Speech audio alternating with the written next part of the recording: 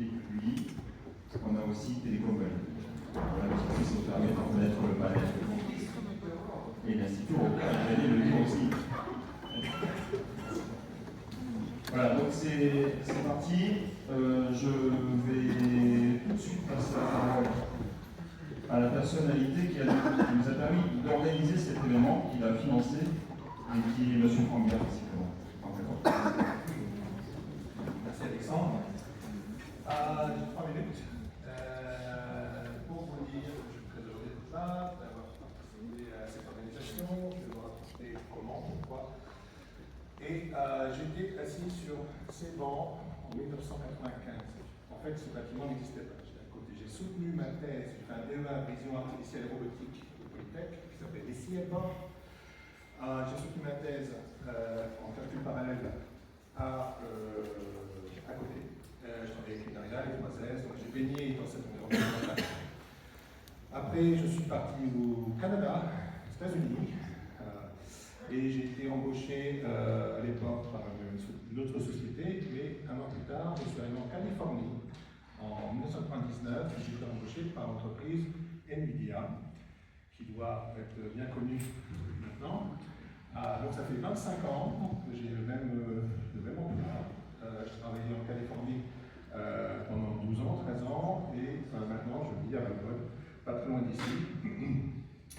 Et ça s'est bien passé pour NVIDIA quand je suis arrivé en Californie.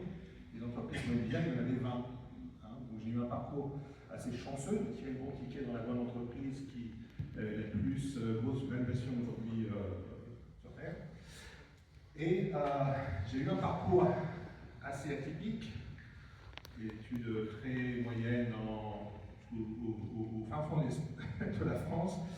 J'ai louvoyé, je suis passé par un IUT informatique, je suis passé par un diplôme d'université, je suis passé par une maîtrise à Paris, tout ça c'était centré sur la région Est. Après, j'ai fait 4 ans ici et j'ai fait une thèse moyenne, c'est pas super excellent, mais j'ai trouvé que j'avais plus de capacité à inventer des choses très appliquées. C'est pour ça que j'ai fait une bonne carrière à NVIDIA. J'ai inventé 3 produits phares à NVIDIA, qui s'appellent le SLI, peut-être vos confrères, et on fait des jeux là-dessus.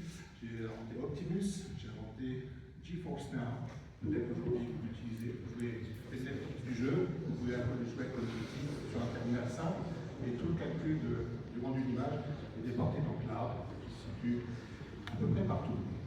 Voilà, donc j'ai une belle carrière d'innovation dans ce terreau très encourageant de la Silicon Valley, et lui qui est passé aussi. Je suis détenteur de 106 brevets, une espèce de record.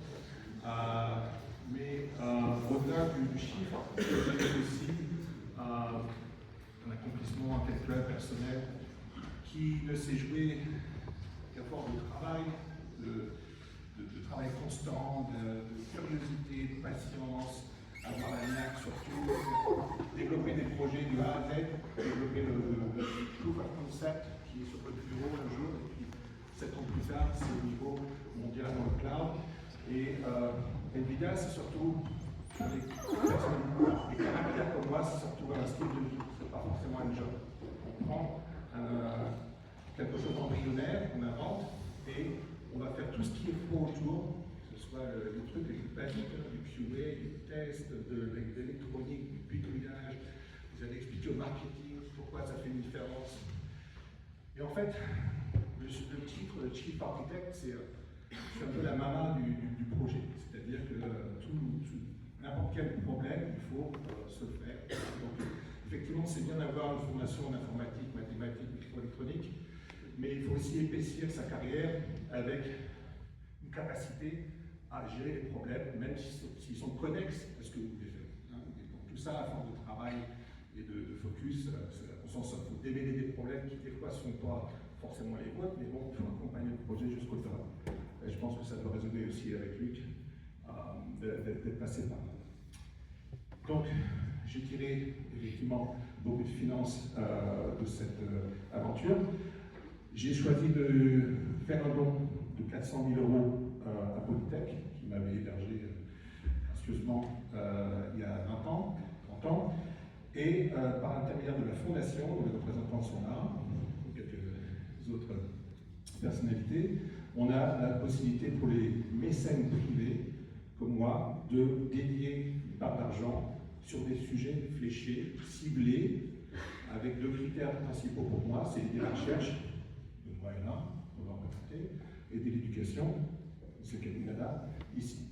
Donc on travaille ensemble, de manière très simple, pour cibler les financements pour acheter une machine, financer cette conférence pour que vous puissiez rencontrer des pointures comme Luc, très énergisantes et qui peuvent vous donner une ambition d'aller tailler la route et de faire tout ça.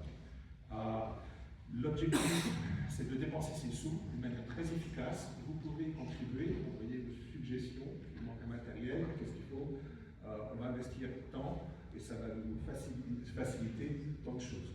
Voilà, donc c'est pas la première conférence, ça sera, j'espère, pas la dernière. Utilisez tout ce que vous pouvez apprendre ici. Si vous avez d'autres suggestions, on vous écoute. Et l'objectif, c'est de mettre le livre dans la boîte de vitesse pour que tout puisse avancer plus vite pour nous. Okay?